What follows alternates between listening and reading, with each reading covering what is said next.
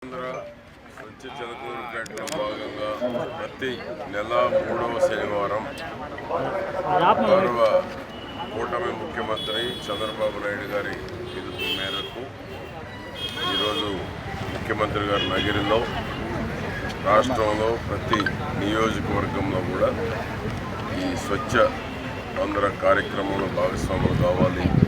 ఈరోజు ప్రత్యేకంగా ఈ 3వ శనివారం ప్రత్యేకత ఏంటంటే బయట ఎక్కడ కూడా యూరినల్స్ చేయటానికి వీలు లేదు.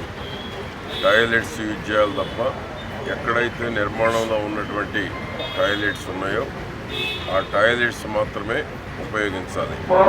బయట ఎక్కడ కూడా యూరినల్ చేసి పట్టణ ప్రజలు అనారోగ్యం కాకుండా అంటు వ్యాధుల బారిన పడకుండా పబ్లిక్కి ప్రజలకు అసౌకర్యం కలగకుండా అందరూ కూడా టాయిలెట్స్ యూజ్ చేయాలి అనేటువంటిది గౌరవ ముఖ్యమంత్రి గారి యొక్క పిలుపునివ్వడం జరిగింది. అందుకనే ఈ బజార్ వెంకటేశ్వర కళ్యాణ మండపం వెనక రెండు పక్కల కూడా 2 లక్షల రూపాయలు ఖర్చు పెట్టి ఇక్కడ వెంకటేశ్వర కళ్యాణ మండపం తరఫున డోనర్స్ కమిటీ 2 పక్కల కూడా యూరినల్స్ ఎక్కడ బహిరంగ విసర్జన చేయకుండా మల విసర్జన కానీ యూరినల్స్ కానీ చేయకుండా 2 పక్కల కూడా కంప్లీట్గా డ్రైన్స్ క్లోజ్ చేసి కవరింగ్, ఎందుకంటే రిమూవల్గా ఉండేటువంటి స్టోన్స్ కూడా వేయటం జరిగింది. ఎప్పుడు డ్రైన్ క్లీన్ చేయాలన్నా మళ్ళీ క్లీన్ చేసి కవర్ చేసేటువంటి విధంగా స్టోన్స్ కూడా 2 పక్కల ఏర్పాటు చేశారు. గతంలో ఈ బజార్ రావాలి పోవాలి అంటే కూడా స్మెల్, మల విసర్జన, బహిరంగంగా యూరినల్ చేయటం వల్ల పూర్తిగా దుర్గంధంతో ఉండేటువంటి బజార్ని ఈ యొక్క కమిటీ వెంకటేశ్వర డెవలప్మెంట్ కమిటీ వచ్చి 2 లక్షల రూపాయలు ఖర్చు పెట్టి ఈరోజు బ్రహ్మాండమైనటువంటి అందరూ కూడా ఆడబిడ్డలు కూడా అటు ఇటు వెళ్ళేటువంటి దానికి కూడా వస్తువులు ఏర్పాటు చేయడం జరిగింది. స్వచ్ఛాంధ్ర చంద్రబాబు గారి పిలుపు ఈ విధంగా కార్యక్రమాలు చేయమని. బహిరంగ మల విసర్జన ఉండకూడదు, బహిరంగంగా మూత్రాలు బహిరంగంగా చేయకూడదు, పర్యావరణాన్ని కాపాడుకోవాలి, పరిసరాలు పరిశుభ్రంగా ఉంచుకోవాలి.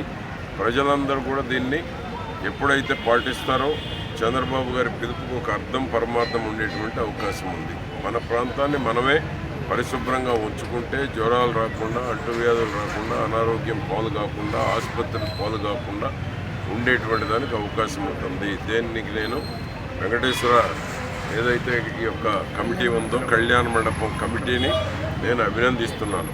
నేను అదే మా చైర్మన్ కమిషనర్ కూడా చెప్తున్నాను, ఇంకా ఇటువంటి ప్రదేశాలను ఐడెంటిఫై చేసి, ఎందుకంటే వారి ప్రాంతం బాగుండాలి అంటే వాళ్ళు కూడా భాగస్వాములు అవుతారు. వాళ్ళ డబ్బులు ఖర్చు పెడతానికి ఎవరు వెనకాడటం లేదు. మేము ఉండే ప్రాంతం బాగుండాలి, మేము ఉండేటువంటి పరిసరాలు పరిశుభ్రంగా ఉంచుకోవాలనేటువంటి తపన తాపత్రయం ప్రతి ఒక్కరికి ఉంది. ఇంకా ఇటువంటి ప్లేసెస్ ఐడెంటిఫై చేస్తే స్వచ్ఛందంగా కూడా ముందుకొచ్చి ఈరోజు ఆర్థికంగా బలపడినటువంటి వాళ్ళు ఇటువంటి కార్యక్రమాల్లో భాగస్వాములు అవడానికి కూడా సిద్ధంగా ఉన్నారు. వెంకటేశ్వర కళ్యాణ మండపం ఉంది, 7 రథాలు చేయమంటే 30 మంది వచ్చారు, పోటీ పడతాం. చేసేవాళ్ళు మంచివాళ్ళు అయితే, నమ్మకం ఉంటే, ఆ యొక్క వేదికకి విశ్వాసం ఉంటే దాతలకు కుదవలేదు. చంద్రబాబు గారి పిలుపు మేరకు ఈరోజు 2 లక్షల రూపాయలతోటి బ్రహ్మాండంగా వాళ్ళు చేశారు.